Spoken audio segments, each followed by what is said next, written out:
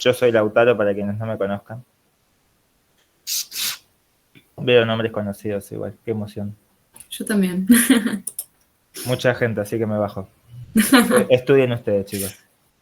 Es fácil igual, psicoanálisis lacaniano. Ah, sí, facilísimo, una pavada. Una pasadita y ya está. Corto encima, sobre todo. Si tiene algo adultos, Tal cual. así conciso y al pie. Bueno, sigue entrando gente.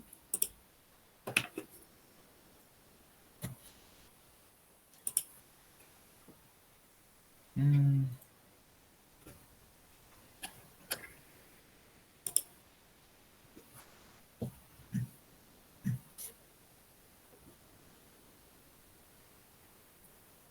Bueno, pareciera que ahí va.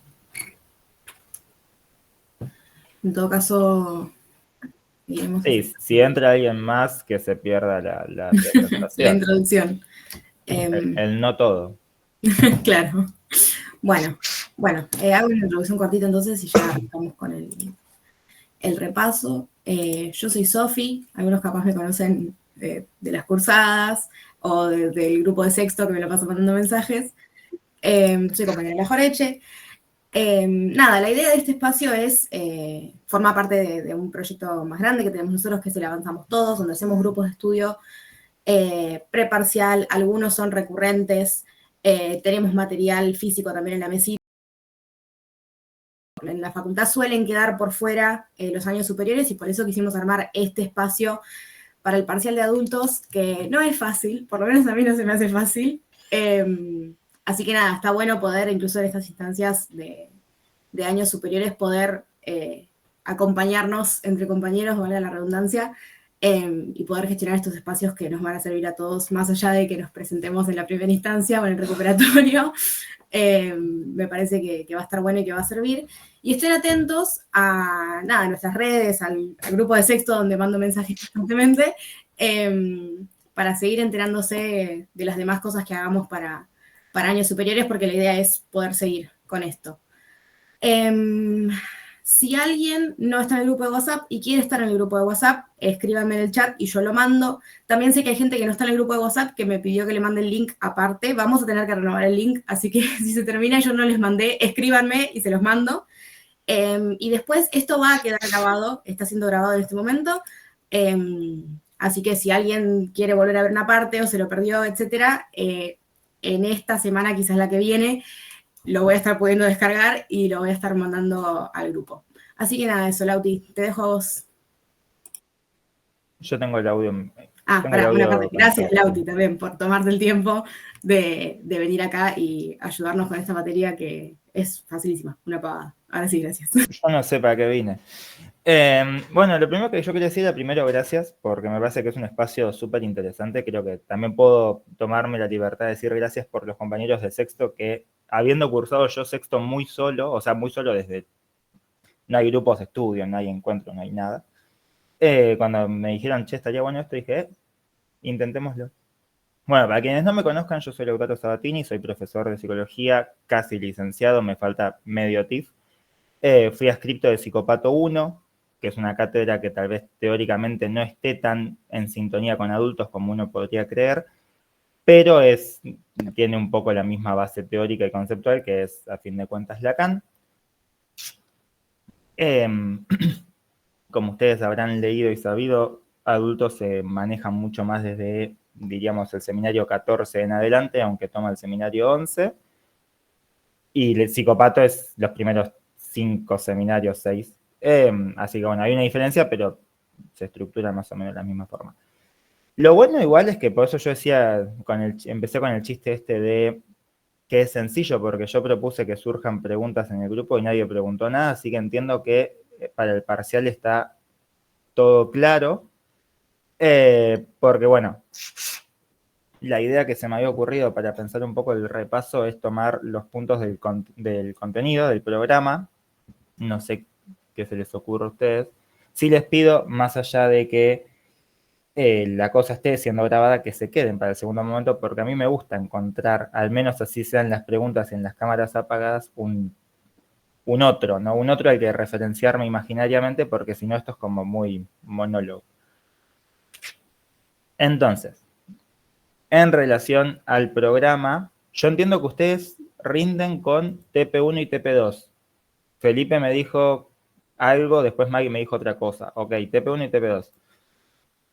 TP1, básicamente sobre lo que se va a enfocar, muy general, ahora paso por paso, pero generalmente es qué se hace en la clínica lacaniana. Es como la presentación que yo creo más sencilla que ha podido dar la materia de decir, nosotros hablamos de clínica de adultos, clínica lacaniana de adultos. Bueno, ¿qué es la clínica de adultos? Eso es el TP1, es como muy al pie y la letra.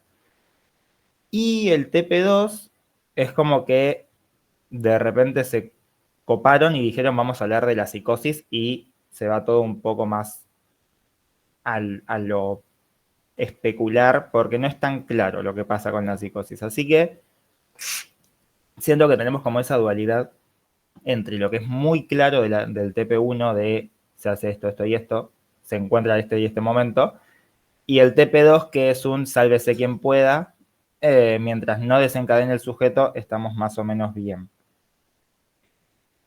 Cuestión.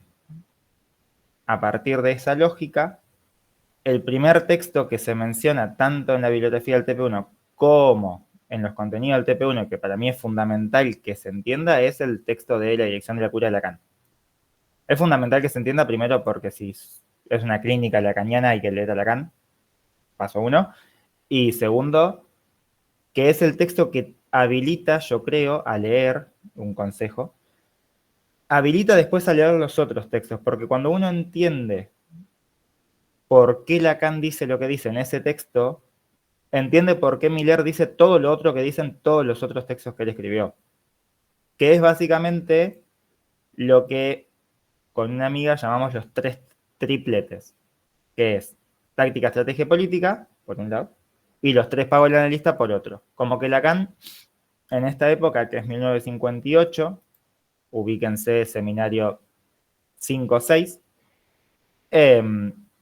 estaba mucho con la lógica del 3. Una lógica que después sostiene, pero estaba mucho construyendo la lógica del 3, de lo, ¿cómo se llama? De lo simbólico terciario, ternario. Entonces, bueno, plantea siempre a 3. Los tres pagos del analista yo creo que son sencillos, por lo cual no lo consideré en la clase, pero porque están muy... Los tres pagos son ABC. Si a alguno les generó dudas, los menciono, pero me parece que están como más claros. La táctica, estrategia y política es más difícil porque además conlleva esta cuestión lacaniana de mencionar un concepto de otro autor y no explicarlo, que es el concepto de Foucault, que es táctica, estrategia y política, que son 3 niveles de acción. Y en el cual básicamente Lacan va a decir que cuanto más específica la acción, es decir, cuanto más centrada, cuanto más cerca de la táctica, más libertad tiene el analista.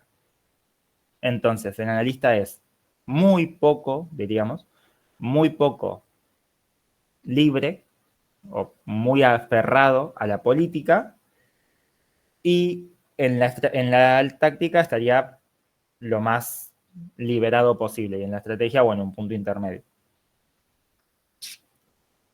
¿Qué es este espacio? ¿No? De la táctica, de la estrategia política, más allá de la libertad que tenga, en qué se ocupa cada acción. Lo que va a plantear Lacan en ese texto es que la política del psicoanálisis es permitirle al sujeto construir algo con su falta.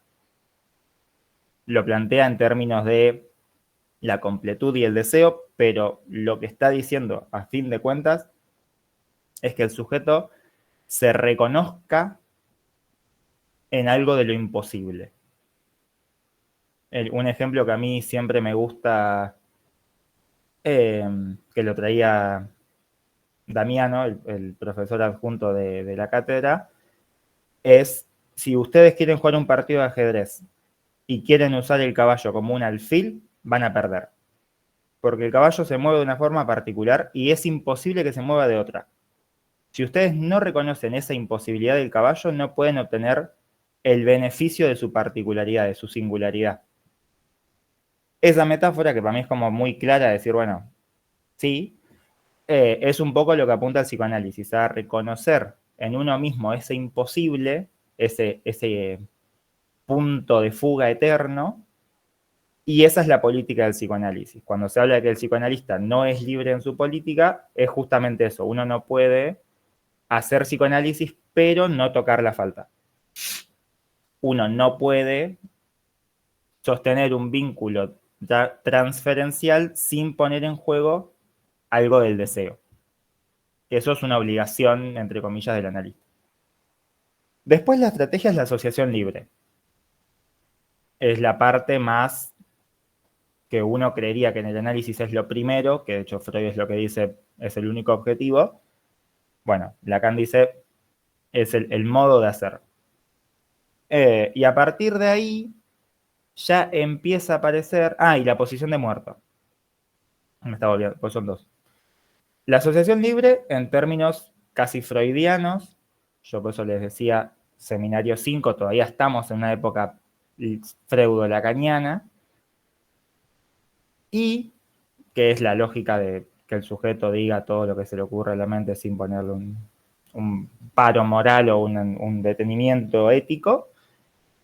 Y por otro lado, la posición del muerto, del cuaternario, que es esta cuestión que Lacan se toma, que se pone a hablar de un deporte, yo ni me acuerdo cuál es, imagínense lo importante que es, pero lo que sirve de esa metáfora que se pone a hablar es ese lugar de muerto, porque es justamente el lugar en el cual uno se mueve o se corre de esa imagen especular, de ese encuentro de espejos, lo que le habilita al sujeto a verse en algo más. Un ejemplo, yo pongo ejemplos para intentar como bajarlo a tierra. Si no les sirve, vuelvo al texto y hablamos del texto. Defínanlo ustedes, escríbanlo. Un ejemplo que para mí está bueno pensar es que si nosotros consideramos que la imagen especular y la imagen imaginaria sobre la cual se sostiene el vínculo humano es un juego de espejos, cuando, por ejemplo, Sophie te voy a usar de ejemplo, cuando yo hablo con Sophie, yo veo en Sophie como un sujeto distinto a mí, algo que me lleva a mí mismo, pero algo específico de Sophie, ¿sí? O sea, hay algo en ese juego que es parte suyo, parte mío, que queda como en una zona intermedia de experiencia, diría Vygotsky, que en eso. Imagínense la zona transicional de Winnicott, esos dos conceptos son bastante cercanos. Imagen especular y zona transicional. En el sentido de que hay un punto desconocido entre lo que es propio y lo que es ajeno. Solamente en eso, después no. Pero Lacan dice, nosotros no importamos en el análisis, nosotros analistas, ¿no? Lo que hay que hacer es lograr que el sujeto, cuando se enfrenta a esa imagen que espera que sea un otro, se encuentre con lo que su propia imagen le devuelve. Entonces, el lugar del muerto es ese lugar de negativo imaginario, si quieren, negativo en el sentido de ausente, no de rechazo, que le permita al sujeto, cuando se dirige al analista, encontrarse puramente consigo mismo.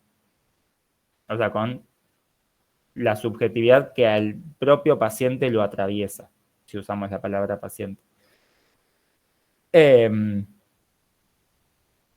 Acá yo creo que se puede empezar a leer un poco esta libertad que se empieza a filtrar de lo que es la política, que es un sí o sí hay que hacer esto, en la táctica, en la estrategia, hay ciertos momentos del análisis o ciertos movimientos del analista que pueden no estar guiados por la estrategia última de la posición del muerto o la asociación libre.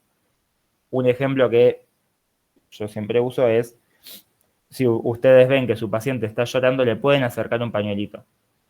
Y ese pañuelito es una representación imaginaria. Es decir, yo te veo angustiado, entiendo tu angustia y me acerco como un igual para ofrecerte algo. Eso no es posición del muerto, pero tampoco es que alguien va a perder su transferencia analítica al sujeto supuesto saber porque alguien le acerca un pañuelito a otro. Hay que tener siempre la estrategia en cuenta, pero en determinadas situaciones depende de la ética propia del analista seguir a rajatabla esa estrategia o no. Y por último tenemos la táctica, que es justamente esto, cómo llevamos a cabo cada momento de la estrategia y cada momento de la política. Eso es, ahí es el verdadero sálvese quien pueda, porque es un caso por caso y es una elaboración artesanal del encuentro propio de cada analista con cada sujeto y en la construcción de los deseos de esos dos yoes. Porque bueno, ahí se mete el deseo del analista, ¿no? Que algún deseo tiene que tener el analista y algún deseo tiene que tener el paciente, y en esos dos deseos se produce algo en lo cual el analista tiene libertad para manejarse tácticamente como guste. Lauti, perdón, ya que nombraste eso, te consulto. A mí no me queda muy claro el concepto del deseo del analista, porque en el caso mío del TPE lo hablamos como una función respecto a semblantear un vacío, digamos, por parte del analista, y como que no termino de entender bien el concepto. Ok. No te voy a mentir, yo lo mencioné y en cuanto lo dije, esto va a traer problemas. Ok, no pasa nada, igual, tranquilo, que puedas. El deseo del analista es uno de esos términos que a medida que van pasando los años, Lacan lo va usando como que es olvidándose de lo que dijo previamente. Un poco como el goce, que si ustedes piensan en el objeto A son 7 cosas distintas. El deseo del analista, yo pensaría que son 2 puntos en específico. El primero es el deseo del analista, que tal vez es el menos utilizado, pero que es algo que cuando se lee se encuentra, es el deseo del analista básicamente por analizar. ¿Sí? O sea, que el analista no puede estar ahí obligado. No, uno no puede estar en el diván diciendo, hoy qué paja, quiero que esto termine. Porque eso se remite al paciente y eso genera que la transferencia no fluya. O sea, no hay que hablar de la contratransferencia en el sentido kleiniano de orientar la clínica a través de la contratransferencia, pero el analista tiene que tener un deseo de estar ocupando ese lugar de analista. Eso como primero, como casi fundamento. Y segundo, el deseo del analista es justamente algo que, como medio paradójicamente, tiene que estar presente, el deseo de analizar, pero no tiene que estar el deseo del analista sujeto. O sea, ustedes cuando sean analistas millerianos de adultos, como vamos a hacer todos, no pueden poner su deseo como sujetos deseantes, existentes y problematizados por la falta en el encuentro con ese otro. Entonces, el semblante que construye el analista es como, si acá estuviese el deseo, como esta pared que evita que su propio deseo decaiga en el análisis. Esa es una interpretación. Después, por ejemplo, Miller dice que el deseo de análisis se construye entre los dos. Entonces, es un término difícil, porque depende un poco, de hecho, cada texto de Lacan que vos tomes, qué van a plantear del deseo del analista. Para mí lo más siempre continuo es esto. El deseo del analista tiene que estar casi como, te diría, a priori, como una condición, en el sentido este. Uno no puede ser analista si no lo moviliza ahí un deseo. Después, el deseo como semblante de una estructura que le permita al sujeto sostener una relación transferencial en vínculo con algo simbólico del analista, se complica más. No creo que se los pregunten. Podemos charlarlo en la cámara todos, que no va a ser un espacio de repaso, pero eso. Yo creo que se puede pensar desde esos dos lugares y sobre todo, dame un segundo que encuentro los contenidos, en relación al inicio de la función transferencial. Yo lo ubicaría más por ahí. Como bueno, si lo tienen que ligar a algún tipo de punto en específico de la clínica, lo ligaría ahí. Pero bueno, justamente el analista tiene que ser un sujeto muerto, tiene que ser un sujeto no imaginario. No imaginario en el sentido de que tiene que ser un sujeto que no devuelva imagen. No imaginario en el sentido de que no produce imagen. Ahora bien, una vez pasado el texto de Lacan, que aporta esos 6 conceptos, se pasa a lo que yo creo que es como, ¿cómo llamarlo? Como el ariete, la máquina de asedio de este TP, que es el método de Miller. El texto, el método, los capítulos, 4 o 5 capítulos del texto, el método de Miller. En la bibliografía está antes el Ruiseñor de Lacan. Si ustedes lo han leído, me parece que es un texto muy hermoso. Muy pretencioso también, pero muy hermoso a fin de cuentas. Pero no están los contenidos del programa. O sea, lo que plantea el texto de Ruiseñor de Miller no aparece como contenido obligatorio de la misma unidad. Decisiones. Yo lo voy a tomar igual porque me parece súper importante. Y es que el texto de Ruiseñor de Lacan, ahí Miller va a hacer una comparación con un texto de Borges. No me acuerdo del texto de Borges, pero si lo leen está muy atravesado por esa idea. Y a la conclusión a la que va a llegar Miller, después de 15 páginas, es justamente a lo que a nosotros nos compete, que es el universal psicoanalítico. ¿Sí? Ustedes vendrán de psicopato y de psicoterapia 1 con esta idea de el caso por caso, que no hay universales, que cada sujeto construye en sí mismo. Sí, es tan obligatoria el Ruiseñor de Lacan, no está en los contenidos de la materia. Esa es la paradoja que yo encontré. O sea, una mención mínima, a ustedes los deberían evaluar a partir de los contenidos de la materia, no de los textos que están en ella. Es decir, ustedes sí pueden definir táctica y estrategia política, las entrevistas preliminares, sistematización del síntoma y diagnóstico preliminar, etcétera, eso debería probarlos. Ahora el tema es que hay un montón de textos en la misma unidad, como bibliografía obligatoria, que no aportan a esos contenidos mínimos. Por eso. Es como un punto medio gris. El texto de Ruiseñor de Lacan es justamente esa propuesta que tiene Miller, que es una pregunta que yo creo que todo estudiante de psicoanálisis se ha hecho, que es decir, bueno, ¿qué es lo que... ¿Hay algo que todos los humanos compartamos? ¿Hay algo de la experiencia humana que se pueda definir como más o menos universal? Y dice que sí. Dice que justamente eso que se puede, eso que podemos decir, todos lo hemos experimentado y todos lo hemos sentido y todos estamos atrasados por ello, es la falta. Que a todos nos falta algo.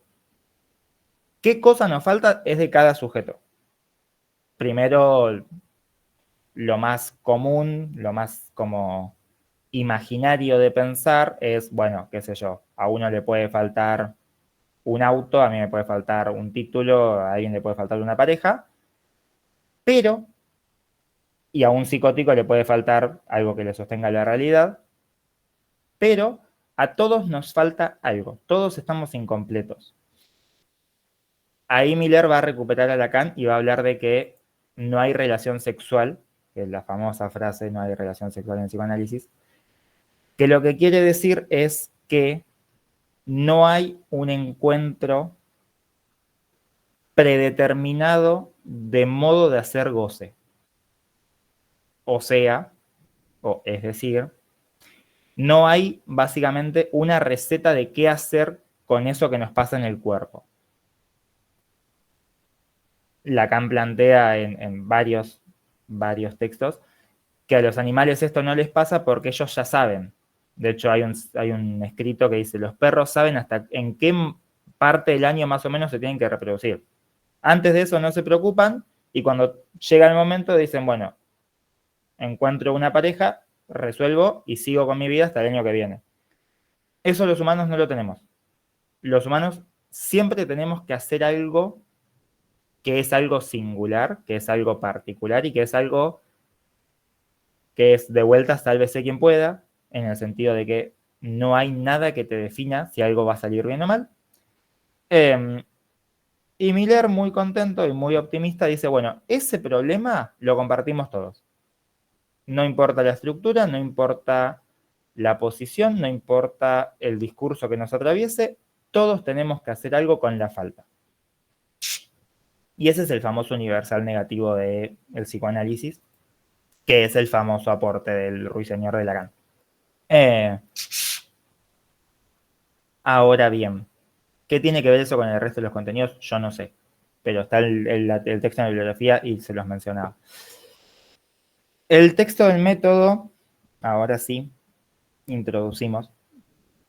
Ayer hablábamos con una compañera, adscripta no, de la cátedra, pero sí muy metida, que el texto del método ustedes se lo pueden representar como si fuese un árbol, el tronco central del cual salen todas las ramificaciones. Los primeros dos textos que yo mencioné, el Ruiseñor de Lacan y el texto de Lacan propiamente dicho, el de Dirección de la Cura, serían como las raíces. Y el texto del método es la columna fundamental del capítulo. Porque justamente el capítulo va a hablar de qué hacer en la clínica y el texto del método es un intento que hace Miller de organizar la clínica lacaniana. Hay que tener en cuenta que cuando lo escribe, lo hace pensando en este choque que plantea con la IPA, con la Asociación Internacional de Psicoanálisis, que siendo muy freudianos ellos y siendo muy estrictos con los tiempos y con las formas y con la transferencia, dicen que los lacanianos no tienen método y no tienen organización y es todo una bailanta medio cambalache. Y Miller dice, bueno, no. O el método lacaniano es así. Se organiza de esta manera, tiene estos tiempos, que son 3, y sobre todo, no es una cuestión de ver qué pasa, sino que hay un momento específico previo a la entrada en análisis y posterior a la salida de análisis. Entonces queda que tenemos las entrevistas preliminares, que son el momento en el cual el sujeto, paciente, se encuentra con el analista, pero que no hay análisis propiamente dicho, el análisis propiamente dicho, y la salida de análisis, que es el momento en el cual esa estructuración lógica del análisis se empieza como a desprender. ¿Hasta acá bien? Bien. ¿Por qué yo les digo que este texto es troncal? Porque los siguientes, antes de empezar a hablar del texto en sí mismo, los siguientes 3 textos que aparecen, y si nos salteamos uno, también el de la histeria, son todos textos que en algún punto u otro tocan el método. Cuando hablamos de la eficacia de la interpretación, estamos hablando de método. Cuando hablamos de cómo se inician los análisis, estamos hablando de método. O sea, siempre se vuelve a este texto que dice, bueno, el psicoanálisis lacaniano es ABC. Y bueno, después, bueno, el texto sobre la neurosis obsesiva y sobre la histeria, yo creo que se pueden relacionar más con el Ruiseñor de Lacan, que son como 2 niveles de bibliografía. Pero, ¿qué hacemos con este método psicoanalítico lacaniano-milleriano? Miller va a plantear que en las entrevistas preliminares hay que hacer 2 cosas específicas.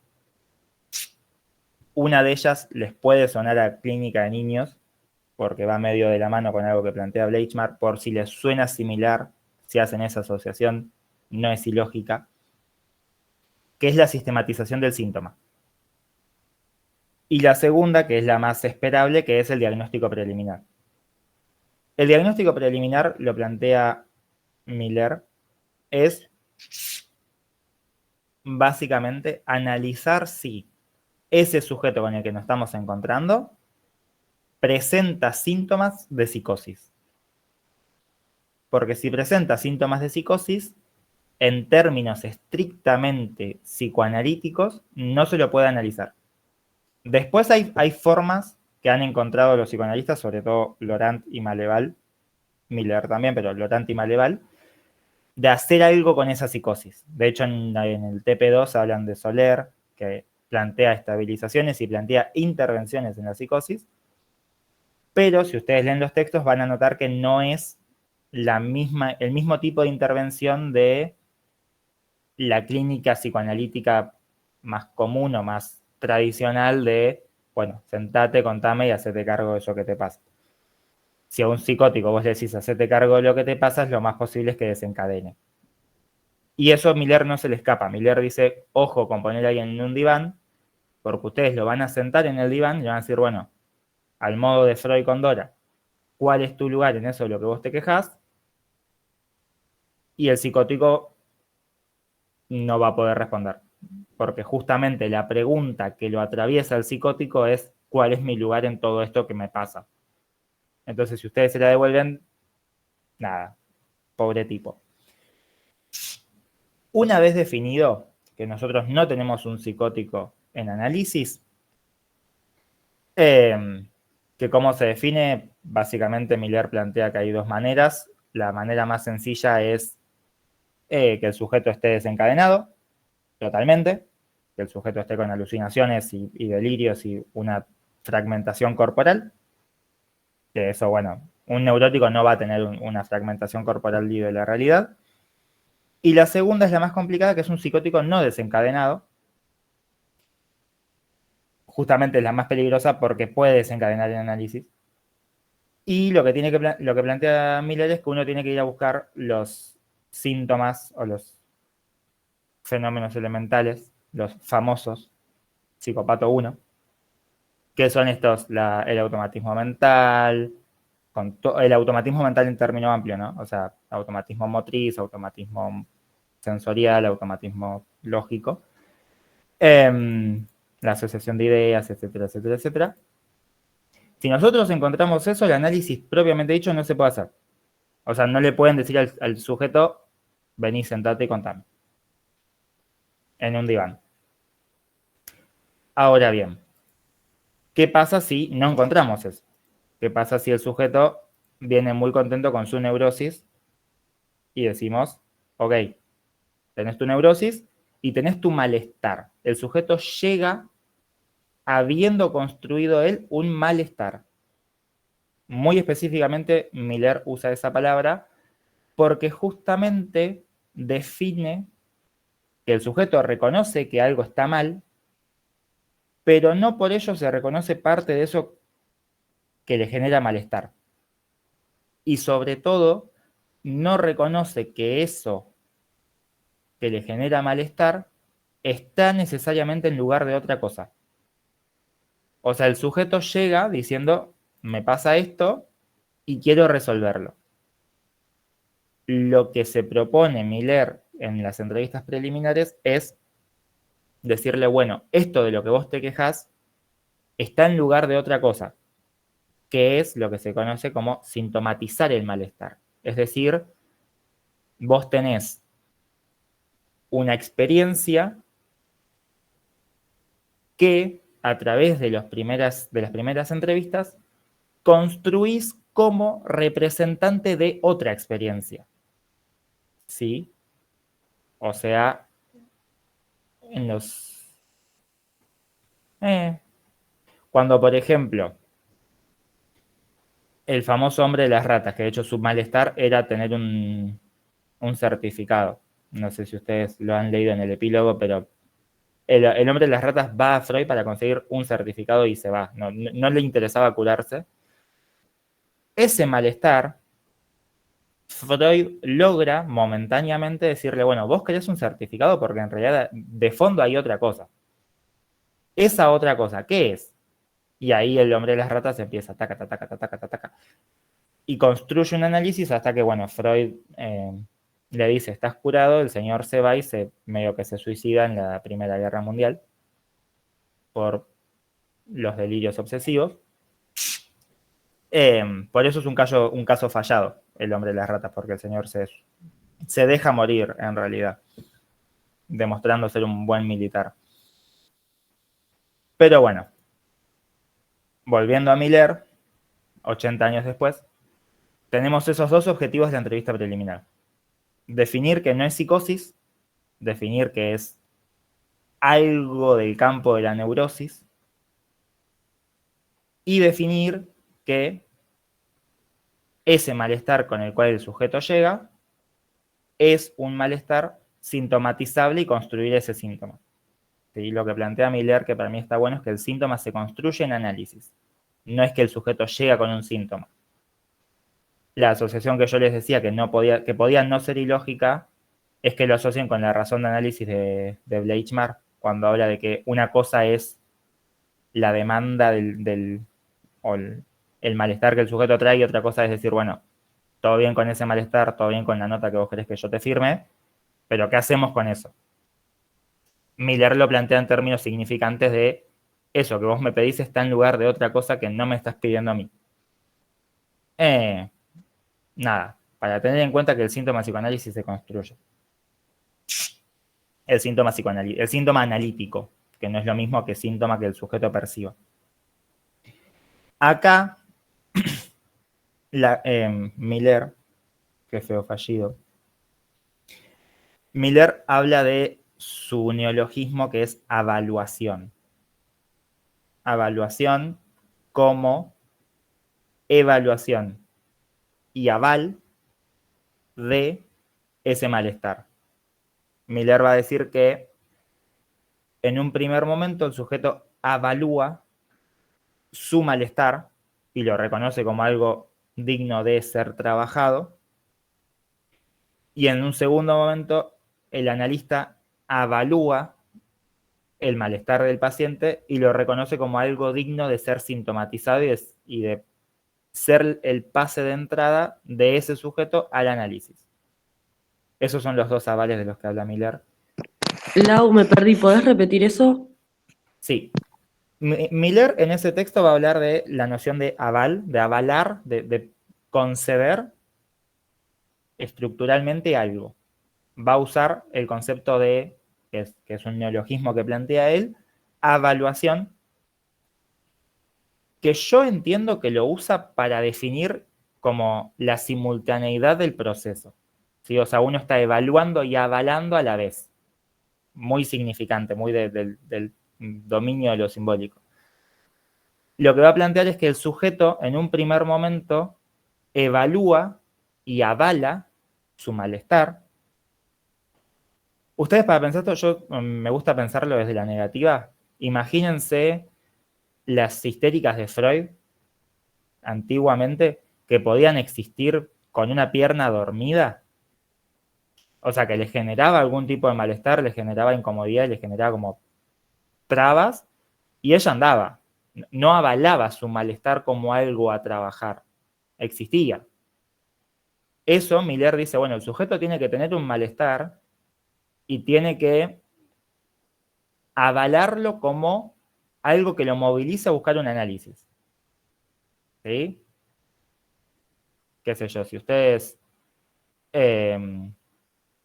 yo cuando desaprobé un final, no dije, uy, me puse triste, esto tiene que ser razón de otra cosa, voy a ir a análisis.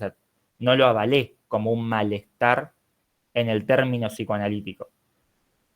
Ahora bien, uno llega a análisis y le dice al analista, yo tengo este malestar.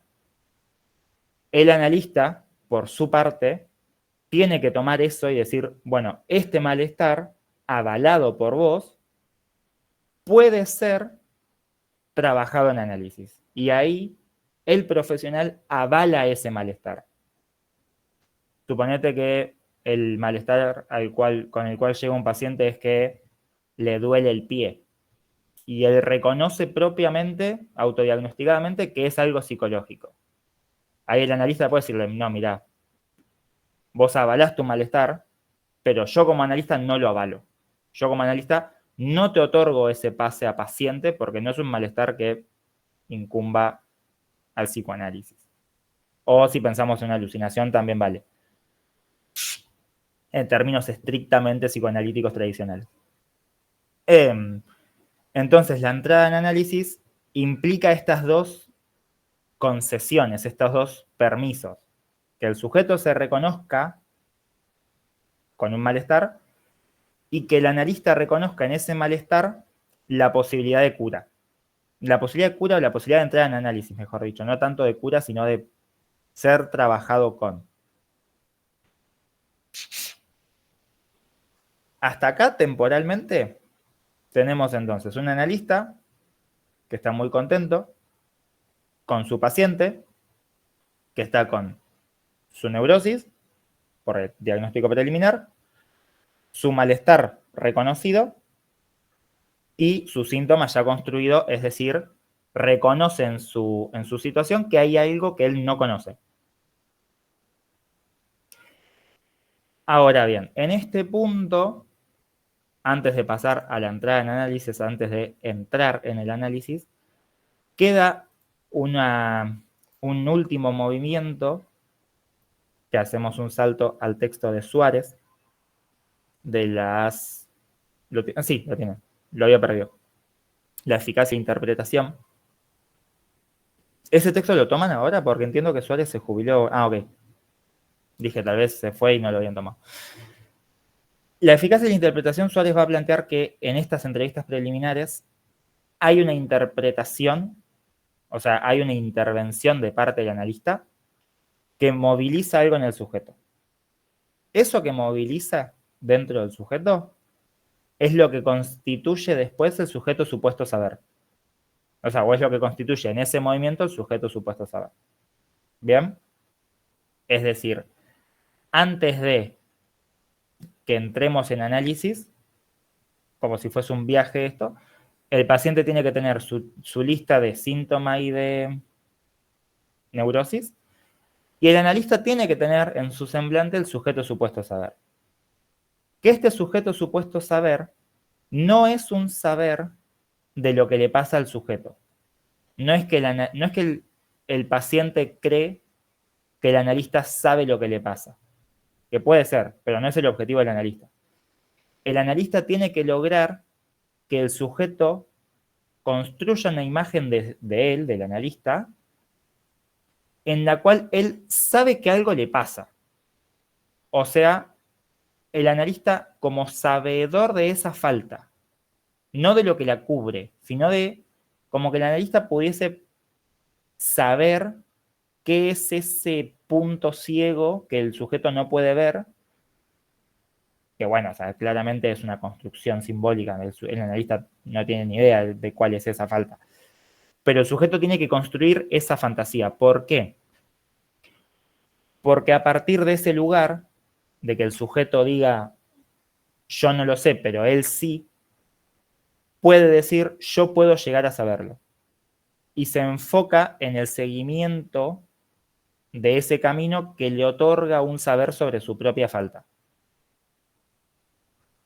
Y ahí se constituye lo que Miller va a decir, es la transferencia en su sentido simbólico. ¿Qué es esto? El sujeto supuesto saber, el deseo, el analista como gran otro. No hay que caer en ese lugar, muy importante, pero se cae. ¿Hasta acá bien? Antes de entrar en análisis, tenemos todas nuestra neurosis y nuestras sintomatizaciones. Bien. En relación a eso, en 15 minutos termina. Excelente. La realidad demostrándonos nuestra imposibilidad. Cuestión.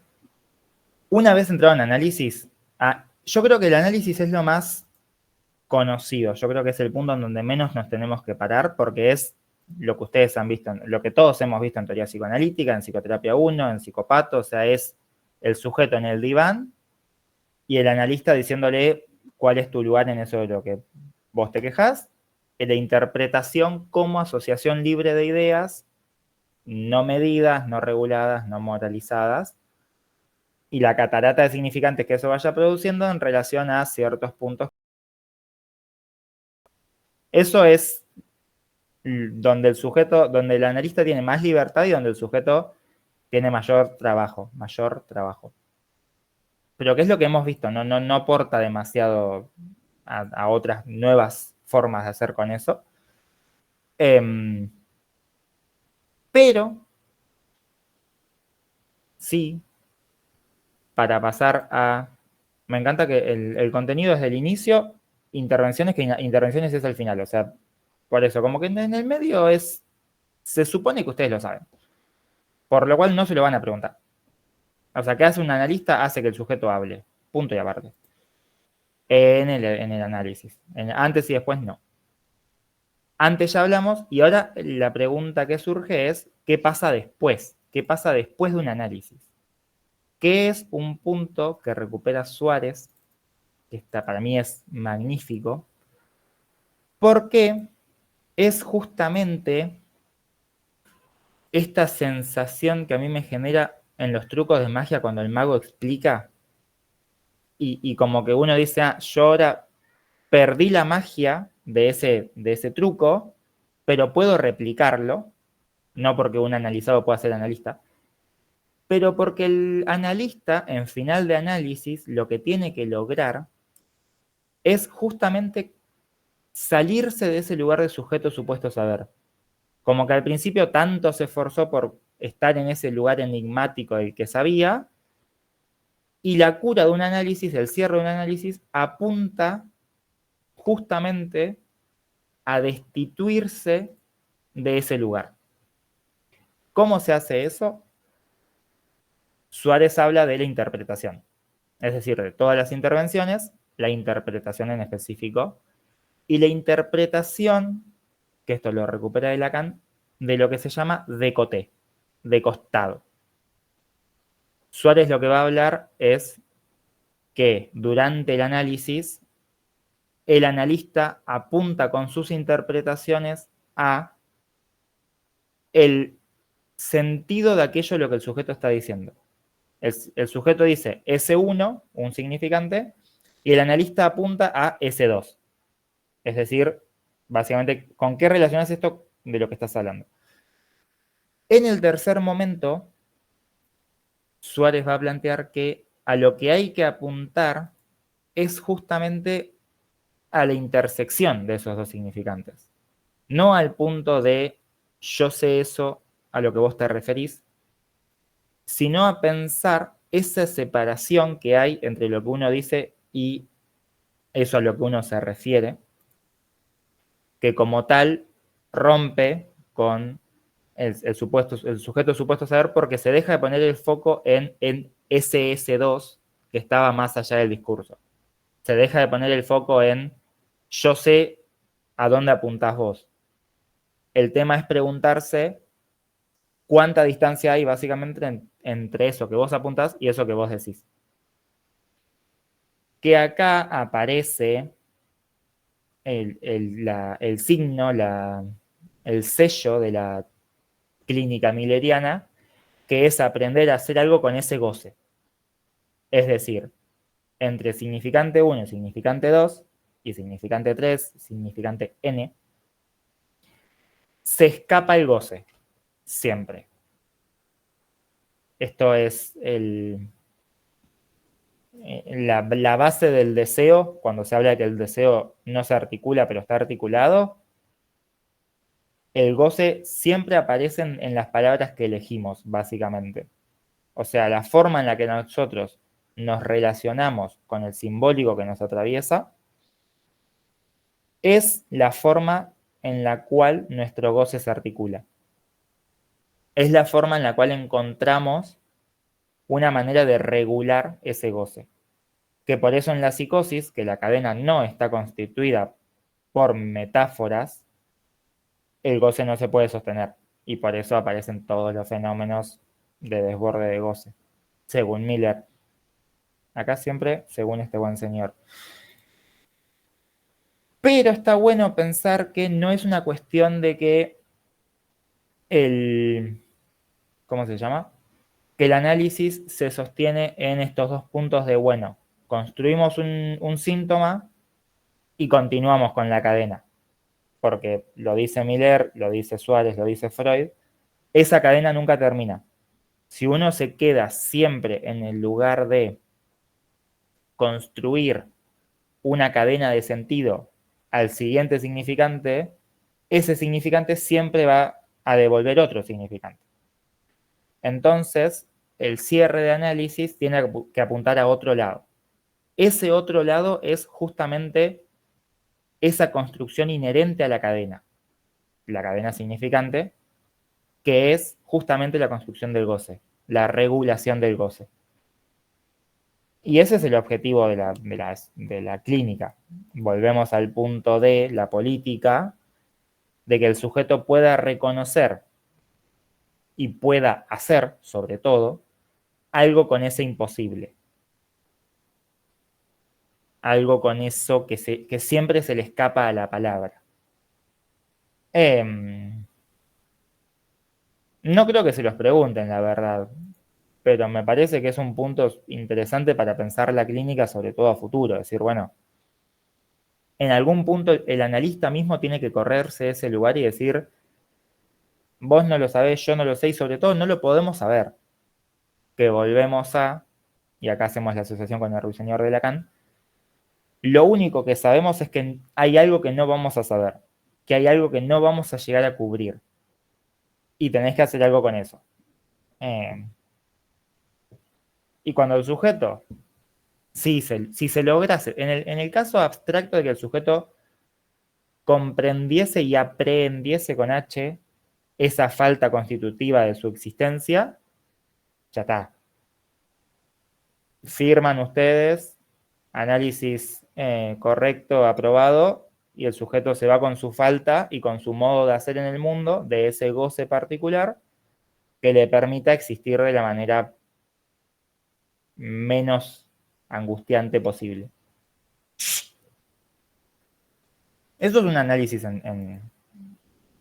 esa es la película del análisis psicoanalítico tradicional en la neurosis.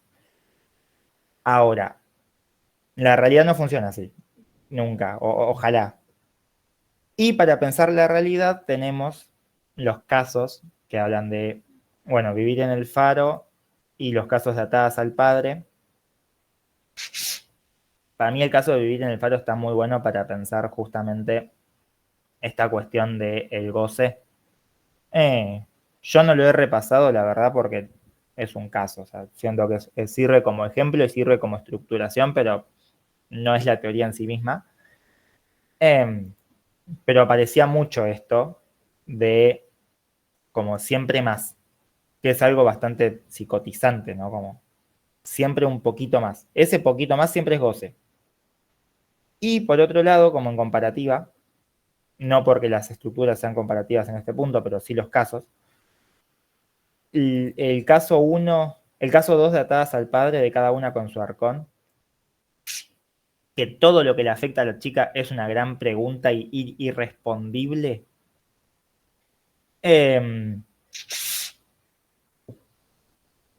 Nada, o sea, los casos sirven justamente para pensar algo de esta relación que el ser humano tiene con esa castración atravesada que todos tenemos.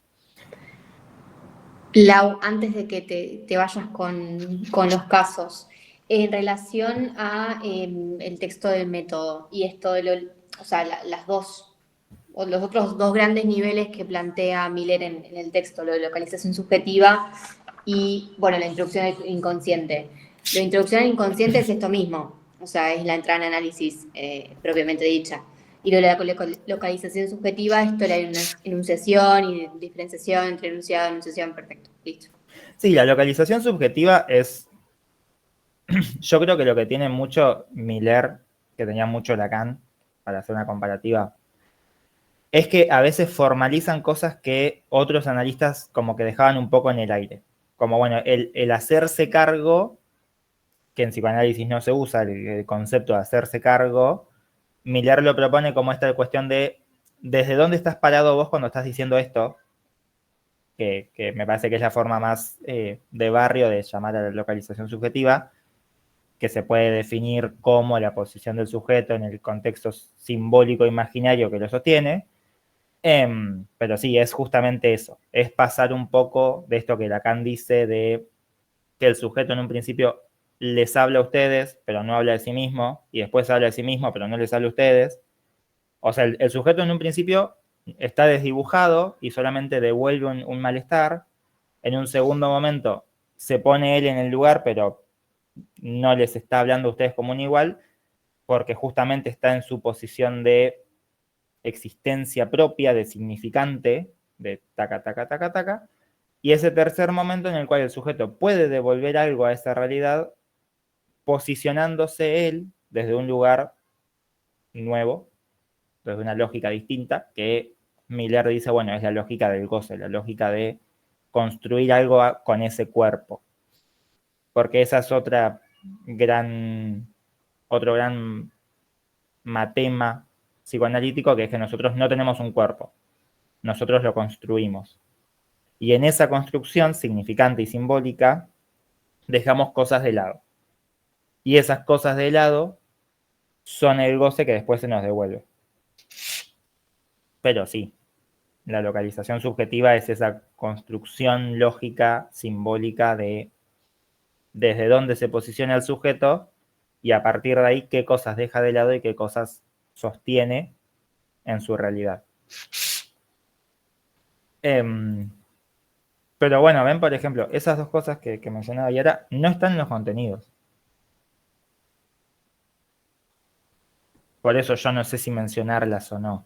Más allá de, bueno, que sea raro. En el contenido no aparece la localización. Entonces, como que decís, bueno. Nosotros en la clase sí lo vimos a los dos conceptos, porque aparecían en el texto, aunque no aparezca. Sí, es que se ven. De hecho, también se ve, no sé si muchos de ustedes lo habrán visto, los discursos, que no los hemos mencionado. Conozco varios cursantes de adultos de ahora que han trabajado el discurso, sobre todo el discurso histérico. Yo no sabía si traerlo o no, porque no sé si la mayoría lo ha visto o no.